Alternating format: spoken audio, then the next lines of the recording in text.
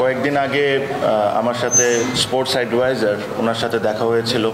তো তখন তাকে আমি একটা কথা বলেছিলাম যে ভাইয়া, আমি কোনো কিছু আপনার থেকে চাই না, আমি একটা জিনিসই চাই, যেটা হলো একটা ফেয়ার ইলেকশন হোক। আমি এর চেয়ে বেশি তার কাছে কোনো কিছু দাবিও করে নেই, চাইও নেই। বাট তারপরের থেকে যে জিনিসগুলো দেখা শুরু করলাম বা আমরা যা দেখছি জেলা বিভাগে যা হচ্ছে, ইভেন ক্লাবে যা হচ্ছে, এটা অ্যাকচুয়ালি সঠিক, মানে জিনিসটা ঠিক হচ্ছে না। আমার কাছে মনে হয় এখানে ট্রিমেন্ডাস অ্যামাউন্ট অফ ইন্টারফারেন্স হচ্ছে গভর্নমেন্টের বিভিন্ন জায়গার থেকে। তো এই সব কিছু দেখে চিন্তা করলাম যে একটা সময় যেটা অ্যাকচুয়ালি সবাইকে জানানোটা খুব দরকারি হয়ে গেছে। কিছু কিছু এমনও জিনিস ঘটেছে যেগুলো আমি আপনাকে প্রমাণ সহ দিতে পারবো না, যেগুলো ভার্বালি করা হয়েছে। আবার ঠিক কিছু কিছু এমন জিনিস ঘটেছে যেটা আপনাদেরকে প্রমাণ সহ দিয়ে দেওয়া হবে। আমি শিওর আপনারা কাগজে পেয়ে যাবেন। তো আমি শুরু করি। First, if I am not wrong, 6 সেপ্টেম্বরে ইলেকশন কমিশন গঠন করা হয়। এখন তারপরের থেকে যখনই আপনি ইলেকশন কমিশন গঠন করা হবে, যতটুকু আমার আইডিয়া বলে, এরপরে যে কমিউনিকেশন হবে এটা ইলেকশন কমিশনের করা উচিত। বাট আমি 17 তারিখের দিকে যাই, যখন ফার্স্ট একটা জিনিস বলা হলো যে 17 তারিখ will be the last date of submission of counsellors, এটা হবে লাস্ট ডে। এটা হঠাৎ করে ডিরেক্টরদের গ্রুপে একটা মেসেজ আসলো, বিসিবি ডিরেক্টরদের গ্রুপে। আর আমি যখন বিসিবি ডিরেক্টরদের কথা বলছি, আমি ওই অথরিটি নিয়ে বলছি যে তাদের সাথে আমার কথা হয়েছে, তারা আমাকে কনফার্ম করেছেন এই বিষয়গুলো, আর ওই হিসাবে কিন্তু আমি এই জিনিসটা বলছি। এটা না যে একটা আন্দাজি কথা আপনাদেরকে এখানে বলছি। 17 তারিখে হঠাৎ করে 16 তারিখ বা ওনাদেরকে জানানো হলো যে এই টাইমটা আমরা এক্সটেন্ড করব। এটা 17 থেকে আমরা 19 তারিখে নিয়ে যাওয়া হবে।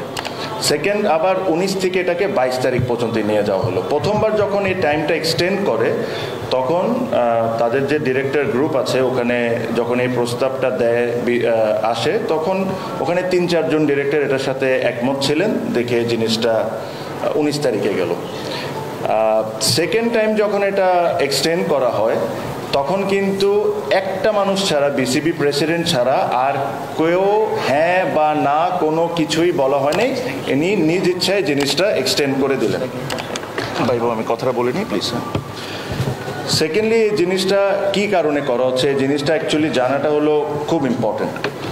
যখন এই প্রসেসটা শুরু হলো জেলা বিভাগে, নর্মালি আমরা যা জানি বিসিবির গঠনতন্ত্রতে যে জিনিসটা আছে, যারা যোগ্য স্পোর্টস রিলেটেড যারা, তাদেরকে ডিসি চাইলে কাউন্সিলরশিপ দিতে পারেন।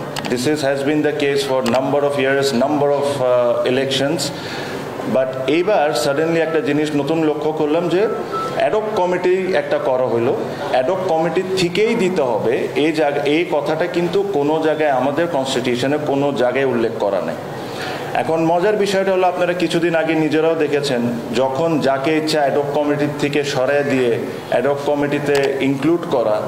তো এইভাবে করে যদি ওনারা ইলেকশনটা করতে চান, তাহলে তো এটা ইলেকশন হলো না, এটা তো সিলেকশন হয়ে যাচ্ছে। It should be open for everyone. তো প্রথমে যে কাউন্সিলরগুলা বিসিবিতে জমা হয়েছিল, যেগুলো কাউন্সিলর ডিসি সাইন করে, অনেকের সাইন্ড কপি, রিসিভড কপি আমাদের কাছে আছে। যখন এই কাউন্সিলরগুলো যখন বিসিবিতে জমা হয়, তখন আই এম শিওর তাদের একটা ক্যালকুলেশন আছে তাদের লোক কারা আর তাদের লোক কারা না। তখনই এই টাইম এক্সটেনশনের বিষয়টা ভেরি ক্লিয়ারলি এভিডেন্ট হয়ে গেল যে না, আমরা হচ্ছে না, আমাদের অন্যভাবে করে এদেরকে প্রেশার দিতে হবে, এভাবে করে আমরা পারছি না। আমার প্রশ্নটা হলো যে এই গভর্নমেন্টের পক্ষপাতী হওয়ার দরকারটা কি?